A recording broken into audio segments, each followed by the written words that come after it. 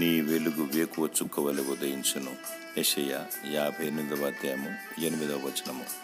వెలుగు సంబంధులు దేవుని వలన వెలుగును పొందుకొని దేవుని శక్తి చేత చీకటిని పారద్రోలి అనేకులను వెలిగింతురు. ఎవరైతే అనేకులను దేవుని వైపు త్రిప్పుతారో వారు ఆకాశమందలి జ్యోతుల వలె వెలుగునిచ్చెదరు.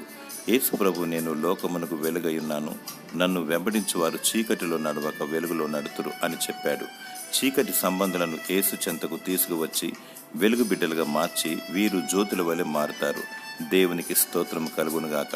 మొదట నీవు వెలిగించబడాలి, అనేకులను వెలిగించాలి. వెలుగు బిడ్డలు విశ్వాసంతో గొప్ప కార్యాలు చేసి దేవుని మహిమపరుస్తారు. నీవు దేవుని ప్రసన్నతను నిత్యము పొందుకోవాలి. అనేకులను వెలుగుబాటులో నడిపించాలి.